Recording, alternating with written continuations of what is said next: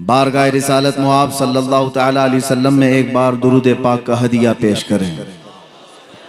अल्लाहुम्मा सल्लि अला सय्यिदिना मुहम्मदिन मअदनिल जूदि वल करम व आलिहि व अस्हाबिहिल किराम व इब्निहिल करीम व बारिक व सल्लिम सलातन दाइमतन सरमदन अबदा। ए ताइर लाहोती उस रिज़्क़ से मौत अच्छी जिस रिज़्क़ से आती हो परवाज़ में कोताही। फिर के गली गली तबाह ठोकरें सबकी खाई क्यों, दिल को जो अक्ल दे खुदा तेरी गली से जाए क्यों। जान है इश्क़ मुस्तफ़ा रोज़ फजूं करे खुदा, जिसको हो दर्द का मज़ा नाज़े दवा उठाए क्यों। बड़ी खुशी और मसरत के साथ ठंडियों की इन रातों में सिरा का ये मैदान अपने इश्क के तमाम मोहब्बतों के इम्तिहान देने के लिए हाजिर आया है। मगर मैं आप सबके सामने थोड़ा सा हट करके ये जरूर कहना चाहूंगा, जितना लोग मुझे बुलाने के लिए उत्साहित नजर आते हैं, हर इलाके में प्रोग्राम चाहिए, तारीख चाहिए, तो यहां से मैं एक ऐलान कर देता हूं, बहुत ज्यादा शौक रखते हैं मुझे सुनने का तो फिर झेलने का भी शौक रखो। वजह यह है कि हमारी आदत किसी के तलवे चाटने की नहीं है। हमारी आदत लोगों की चापलूसी करने की नहीं है। अगर आप ये समझेंगे कि आपकी बातें मेरी जुबान से निकलेंगी तो ये खाम ख्याली है। अल्लाह तबारक व तआला ने कुरान अज़ीम में इरशाद फरमाया, इल्म वालों से अल्लाह ने यह वादा लिया है कि वो हक बात करेंगे। लतुबय्यिनुन्नहु लिन्नासि वला तक्तुमुनह, लोगों से बातें छुपाएंगे नहीं, जो हक बात होगी वो बयान करेंगे।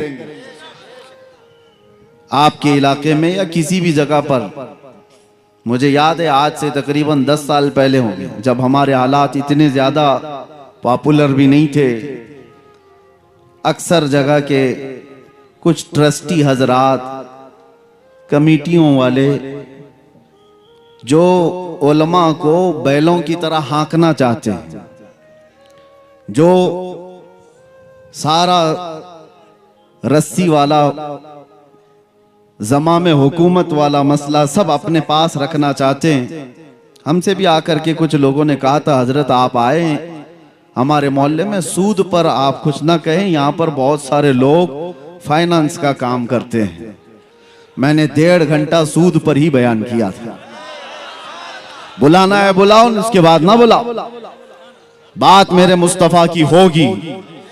नबी करीम सल्लल्लाहु तआला अलैहि वसल्लम ने जो बयान फरमाया है वो हम बोल करके रहेंगे। अभी मेरे आने से पहले आपके जिम्मेदार हजरात भी डरे सहमे हुए थे, और ये लोग भी ये कह रहे थे कि कुछ दस्तखत कर दीजिए, वो नहीं बोलेंगे, ये नहीं बोलेंगे। हाँ, इतना कहूंगा, मैं कुत्ता किसी को नहीं बोलूंगा। हाँ, कुत्ते को ही कुत्ता बोलूंगा।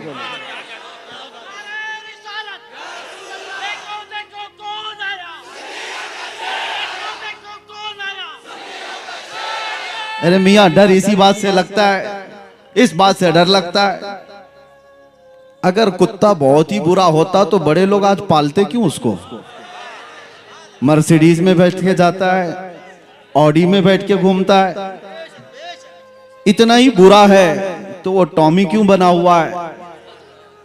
हाँ, फिर भी मैं सिरा वालों से कहता हूं, आपके यहां से मैं कुत्ता किसी को नहीं कहूंगा, लेकिन जो कुत्ता होगा उसको कुत्ता कहूंगा।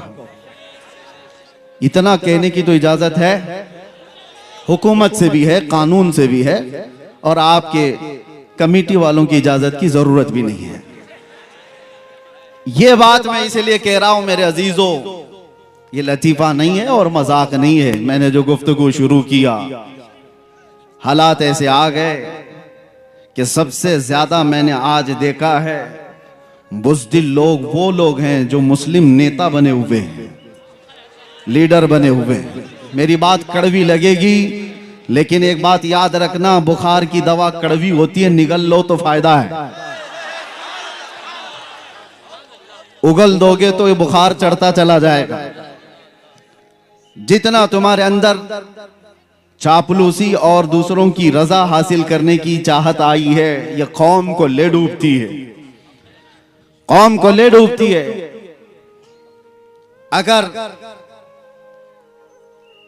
अगर सियासत करना ना आता हो तो इस मैदान में आते क्यों हो? इस मैदान में क्यों आते हो? कौम की दलाली करने के लिए, इज्जत नफ्स बेच करके इस्लाम और मजहब इस्लाम का सौदा करने के लिए। मुझे तकलीफ उन्हीं लोगों से है, इसीलिए कहा गया है, मुझे बहुत जिम्मेदार लोगों ने कहा था कि आपकी इस कौम को कोई दूसरा बर्बाद नहीं कर सकता जब तक कि आपका ही आदमी बर्बाद ना करे। आपका आदमी जब तक ना तोड़े, कोई दूसरी कौम आपको नहीं तोड़ सकती।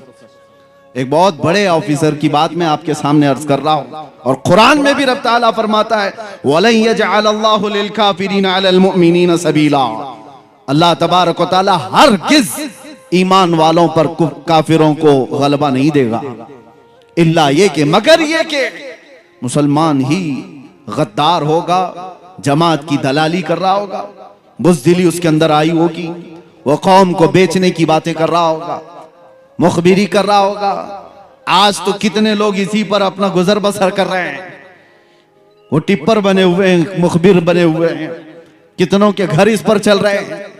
बाज आ जाओ मेरे अजीजों, खैर उम्मत हो आप। कुरान ने कहा है, कुंतुम खैर उम्मतिन उखरिजत लिन्नास, तमाम इंसानों में अल्लाह ने तुम्हें खैर उम्मत बनाया है। तअमुरून बिल मारूफ व तनहौना अनिल मुनकर, तुम अच्छाइयों का हुक्म देने वाले हो, बुराइयों से रोकने वाले हो। तुमने अगर ये जिम्मेदारी छोड़ दी तो एक बात याद रखना, होता क्या है मालूम है? एक मशहूर शेर है, दीवार क्या गिरी मेरे खस्ता मकान की, दीवार क्या गिरी मेरे खस्ता मकान की, लोगों ने आने जाने का रास्ता बना लिया। होता यही है, घर अगर पुराना होकर टूट गया और उसकी देखभाल नहीं की जा रही है तो लोग उसको तो रास्ता समझकर इधर से उधर निकलने लग जाएंगे, घर को भी रास्ता बना लिया जाएगा। यही हाल है आज। हमने मुस्तफा करीम सल्लल्लाहु ताला अलैहि वसल्लम की गुलामी से जो रूगर्दानी कर लिया, हक बयान करना उलमा ने छोड़ दिया है, तो हर कौम ने तुमको अपने निशाने पर उठा रखा है। वजह यही है कि आज हम हर एक के रास्ते पर क्यों आए हुए हैं? क्यों फुटबॉल की तरह से उछाला जाता है, खेला जाता है? वजह यह है कि तुमने अपनी असलियत को भूला दिया है।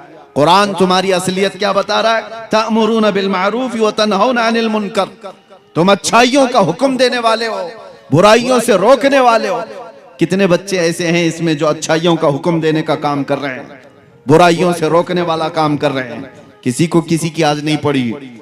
24 घंटे बच्चा नशे में घूम रहा हो, पड़ोस में देखने वाले भी देखकर उसको हंस करके चले जाते हैं। एक बात याद रखना, मोहल्ले में एक जानी होता है तो पूरे मोहल्ले से बरकत उठ जाती है, पूरे मोहल्ले से। दूसरे इबादत गुजार भी होते होंगे। एक बात एक हदीस में है, जिब्राइल अमीन अलैहिस्सलाम को हुक्म हुआ था कि एक बस्ती को तबाह कर दो, ये बहुत नाफरमान है। अल्लाह का हुक्म आया, वो बस्ती को तबाह और बर्बाद करने का अजाब अल्लाह का आ गया। लेकिन उस बस्ती में एक नेक बंदा भी रहता था, और इतना नेक कि उसने कोई गुनाह नहीं किए थे।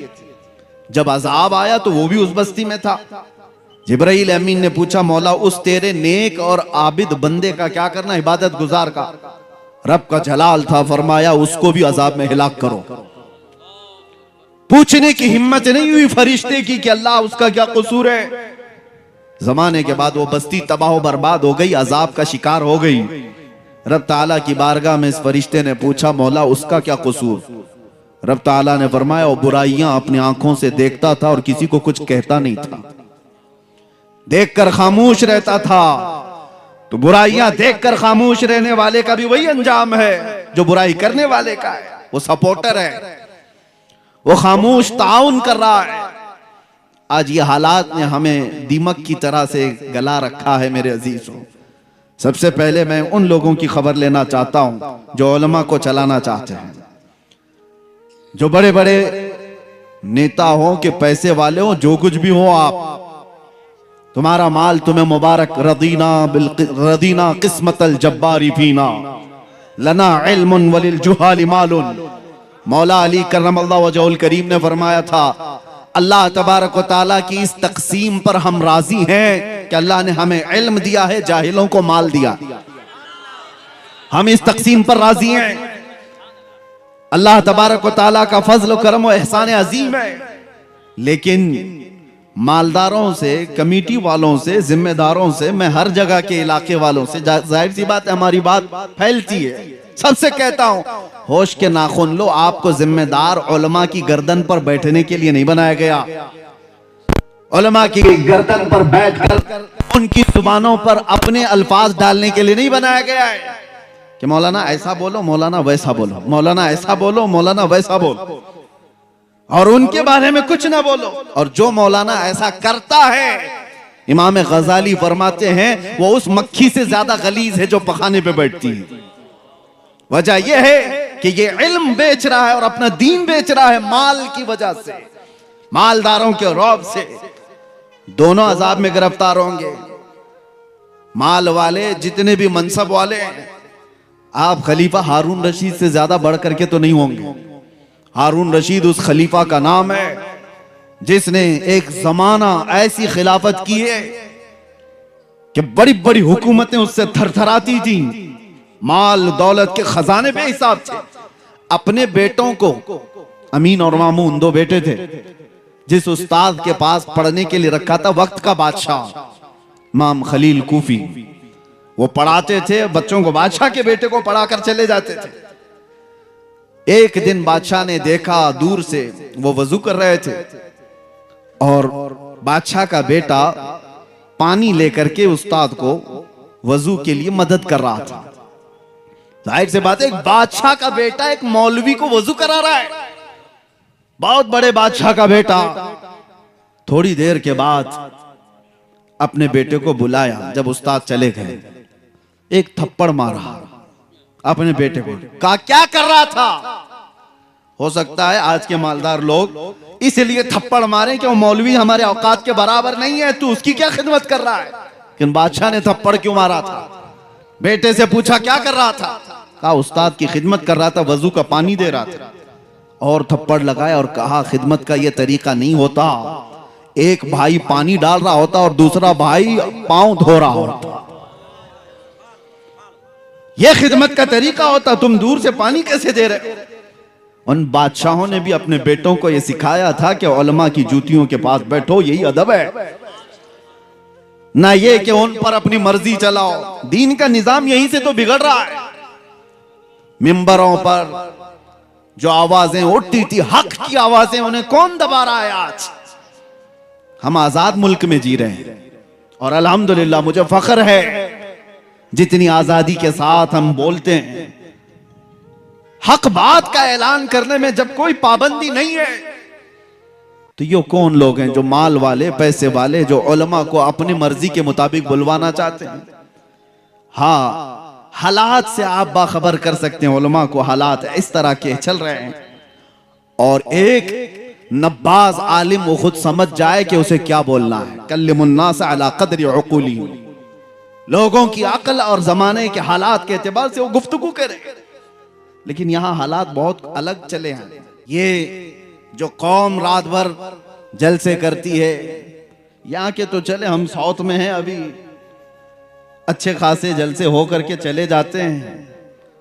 शुमाल हिंद में हमने देखा है रात 5 बजे तक जलसा चलाने वाले, कई शायरों को, कई बड़े बड़े मुखर्रिरीन को लाने वाले, और पता नहीं कितने कितने पैसे खर्चा करने वाले। वो अपने मस्जिद के, मोहल्ले के मुअज्जिन को और इमाम को 5000 देने को भी तैयार नहीं। उन उलमा को उसी तरह से रखा गया है और फिर कहते हैं कि कौम के अंदर बदहाली है, कौम के अंदर ज़बू हाली का शिकार हो चुकी है, ये कौम अखलाक में गिरी हुई है। जहां से हक बात का ऐलान होता था, उन आवाजों को दबा दिया गया है, उन आवाजों को खत्म करने की कोशिशें की जा रही है। ये गैरों की तरफ से नहीं, अपनों की तरफ से। इस्लाह करो। और एक बात मैं आपको बता दूं, बुजुर्गों ने फरमाया है कि माल की चर्बी जब किसी को चढ़ती है तो सबसे पहले वो दीन का मजाक उड़ाने लग जाता है, और वही फिरौन के साथ क़यामत के दिन उठाया भी जाएगा। माल आने के बाद बहुत बड़ा इम्तिहान है, हकीर मत समझो उलमा को या दीन की बात करने वालों को। न पूछ इन खिरका पोशों को, इरादत हो तो देख इनको, यदे बैजा लिए बैठे हैं अपनी आस्तीनों में। ये उलमा ही थे जिन्होंने इनकलाब पैदा किए हैं, इंसान बनाए, लोगों के मिजाज को संवारा है। बिगड़ते हुए हालात में कौन लोग थे? इश्क रसूल की बातें करने वाले, कुरान के पैगामात को फैलाने वाले, ये वो मुख्तसर सी जमात थी। इस हिंदुस्तान की आजादी में आपको पता है 1857 के गदर में 30,000 उलमाए कराम को दिल्ली से लेकर कश्मीर तक हर झाड़ी पर लटका दिया गया था। फांसी पर लटकने वाले, अंडमान निकोबार काला पानी की सजा काटने वाले, ये उलमाए ज़वील एहतराम थे, और वो हक बोलने वाले थे। जानते हो अंग्रेजों का दबदबा था, और ऐसा दबदबा था कि कोई कुछ बात नहीं कर सकता था। कोई डेमोक्रेसी नहीं थी, उनका गलबा था, गलगला था। ऐसे माहौल में दिल्ली की जामा मस्जिद से अल्लामा फजल हक खैराबादी ने फतवा सादिर किया था, जबकि उन्हें पता था अंजाम क्या होगा। और उसी अंग्रेजों के खिलाफ फतवा सादिर करने की बुनियाद पर एक तहरीक छिड़ी पूरे हिंदुस्तान में। यह 1857 की बात कर रहा हूं, 1947 की नहीं। 90 साल की मेहनत के बाद इस मुल्क को आजादी मिली। 1857 में यह छिड़ी थी उलमा की जरिए से। उलमाए ज़वील एहतराम ने जब अंग्रेजों के खिलाफ यह फतवा दिया था और कौम के अंदर बेदारी लाई थी, उसकी सजा उनको क्या दी गई है पता है? अल्लामा फजल हक खैराबादी आम आलिम की बात नहीं है, आला हजरत भी जिनका अदब किया करते थे, वो फजल हक खैराबादी काला पानी की सजा काटते काटते जेल में इंतकाल कर गए। आज भी उनका मजार अंडमान निकोबार में है। किस चीज की उनको सजा दी गई थी? हक बोलने की। और उनको सजा दे दी गई तो क्या दूसरा डर करके खामोश हो गया? उसी जमाने में किफायत अली काफी, किफायत अली काफी को मुरादाबाद में 3000 अंग्रेजों ने गिरफ्तार किया था। 8 दिन तक उनके जिस्म पर इस्त्री चलाते थे, गरम इस्त्री, और जब चमड़ी जलती थी तो उस पर नमक छिड़कते थे। 8 दिन तक उस आलिम बाअमल ने मुसीबतें बर्दाश्त की। 8 दिन के बाद अंग्रेजों ने फिर से कहा, बाज आ जाओ अपनी बातों से, जो कौम को तुम उठाते हो इससे बाज आ जाओ, हम मनसब दे देंगे, अपनी हुकूमत में कोई ओहदा दे देंगे। किफायत अली काफी ने कहा था, मेरा दीन इतना सस्ता नहीं है कि तुम्हारे टुकड़ों पर मैं बेच दूं। इस पादाश में किफायत अली काफी को मुरादाबाद के चौराहे पर खड़ा करके फांसी पर लटका दिया गया था। फांसी पर लटकाना ये सुनने में आसान लग रहा होगा, मजमा जमा था एक ऐसे आलिम दीन को जिसके हजारों लोग सुनने वाले थे। अंग्रेजों ने गिरफ्तार करके फांसी पर सूली पर चढ़ाना चाहा। रिवायात पढ़ करके देखो मेरे अजीजों, रोंगटे खड़े हो जाते हैं। मैंने पढ़ा है, अरे फांसी पर जाने वाले की हालत क्या होनी चाहिए? जिस्म के अंदर थरथराहट हो, चेहरा पीला पड़ गया उन्हें। किफायत अली काफी को देखते हुए लोगों ने कहा, न माथे पे शिकन है और न जिस्म पर कोई हरकत है। मुस्कुराता हुआ वो फंदे की तरफ जा रहा है, इसलिए कि उसे पता है कसूर कुछ नहीं है, मेरा कसूर कुछ नहीं है। वो फंदे की तरफ जा रहा है। फांसी तो बहुत सारे लोगों को दी जाती है, आज भी दी जाती है दुनिया में। उनसे भी आखिरी ख्वाहिशें पूछी जाती हैं, और फांसी पर चढ़ने वाला आखिरी ख्वाहिश कुछ भी बताता है कि मुझे कुछ बिरयानी खाना है, चाय पीना है, बीवी बच्चों से मिलना है, आखिरी बार माँ को देखना है, औलाद को नसीहत करना है। आखिरी ख्वाहिशें होती हैं। उस आलिम बरहक किफायत अली काफी से अंग्रेजों ने पूछा था, हम अपने उसूल के मुताबिक पूछते हैं, कोई आखिरी ख्वाहिश? उस मर्द कलंदर ने कहा था, एक ही ख्वाहिश है कि लटकने से पहले एक बार नाते मुस्तफा पढ़ दूं। फिर कहा था, कोई गुल बाकी रहेगा ना चमन रह जाएगा, पर रसूलुल्लाह का दीने हसन रह जाएगा। सब फना हो जाएंगे काफी वो, लेकिन हश्र तक नाम हजरत का जुबानों पर चलन रह जाएगा।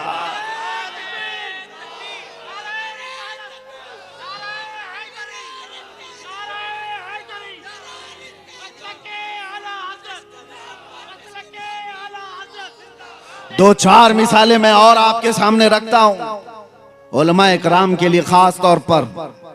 आज हमें जिस तरह से दबाने की कोशिश करोगे उसका अंजाम क्या होगा पता है? तुम्हारे बच्चे ऐसे बुज़दिल पैदा होंगे जो अपनी माँ और बहनों की इज्जत भी नहीं संभाल सकेंगे।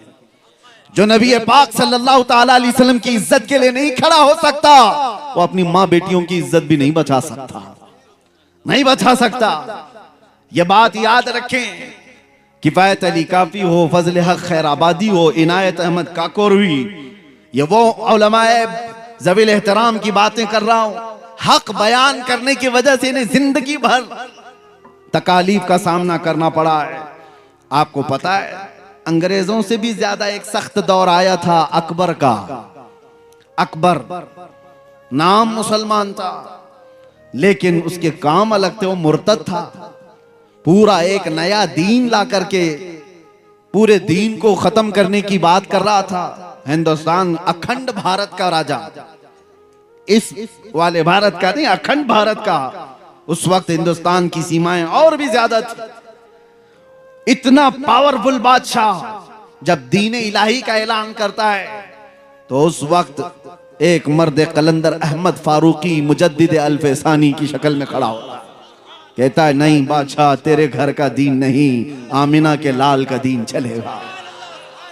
मस्जिदों से वही आवाज होगी, हमारे बच्चों के जुबानों से वही आवाजें होंगी जो मुस्तफा करीम सल्लल्लाहु ताला अलैहि वसल्लम की तालीमात थी। उन्हें पता था कि एक बड़े डिक्टेटर से मुकाबला करने का अंजाम क्या होता है। बड़े डिक्टेटर के सामने जब भी कोई खड़ा होता है तो उसे जेल देखना पड़ता है। जेल में डाल दिया गया, ग्वालियर की जेल में 8 साल तक ऐसे कैद में रखा गया था कि कोई मुड़ के भी नहीं देखता था। अकबर तो मर गया, उसका बेटा तख्त पर आया। जेल का एक कासिद आकर के कहता है बादशाह सलामत, जेल का हाल कुछ और ही हो गया है। उसने पूछा हुआ क्या है? 8 साल पहले आपके बाप ने एक मौलाना को कैद कर दिया था, उसने 700 कैदियों को आलिम बना दिया है। चोर उचक्के डकैत सब थे वहां पर, लेकिन उसने तो माहौल ऐसा बना दिया है, सुबह दरसे कुरान है, दोपहर में दरसे हदीस है, शाम को जमात की नमाजें हैं। माहौल तो ऐसा लगता है जैसे गुंबद खजरा की छांव में बैठे हो। हक बोलने वालों के लिए ना कोई मैदान होता है मेरे अजीजों, ना कोई जगह उन्हें रोक पाती है। ये मिसालें इसलिए अर्ज कर रहा हूं ताकि आप इनको पढ़ो और अपनी जुबान को संभाल कर रखो। अल्लाह ने तुमसे वादा लिया है कि हक बयान करोगे, हक बयान करोगे, कोई चीज छुपाओगे नहीं। और कोई रूठता है तो रूठे, ऐसे रूठने से हमारा कुछ बिगड़ता भी नहीं। ये दुनिया न तुम्हें सजा देने वाली है न जजा देने वाली है। मौत के बाद सिर्फ और सिर्फ सजा और जजा का मालिक रब्बुल आलमीन है। ज्यादा से ज्यादा दुनिया ही में परेशान होकर सकता है कोई भी, उसके बाद किसी की कुछ नहीं चलती, कुछ नहीं। रूह निकलने के बाद बड़े बड़े शोरमा, बड़े बड़े ताकतवर अपने हाथ से अपना रेंट भी साफ नहीं कर पाते। उनके जिस्मों से रूह निकलने के बाद गलाजतें निकल रही होती हैं मुंह से, नाक से, कान से। अरे वो मुर्दा अपना हाथ उठा करके अपनी गलाजत नहीं साफ कर सकता, वो किसी और को सजा और जजा क्या दे सकता। याद रखो जो कुछ भी होगा ये छोटी सी दुनिया में, जिसको छोड़कर सबको जाना है, सब यहां से जाने वाले हैं। तो फिर एक बात याद रखो, मैं आखिर में कहूंगा ये उलमा की मिसाल दे करके यही एक और नाम आपके सामने पेश करता हूं। लामा फजल हक खैराबादी को सुना, किफायत अली काफी को सुना, मुजद्दिद अल्फसानी अहमद फारूकी सरहिंदी को सुना। एक नाम आता है ऐसे ही मर्द हक की आवाज बुलंद करने वाले इमाम अहमद बिन हंबल का, जिन्हें 5 लाख हदीसें याद थी। रसूलुल्लाह सल्लल्लाहु अलैहि वसल्लम की 5 लाख हदीसें याद थी।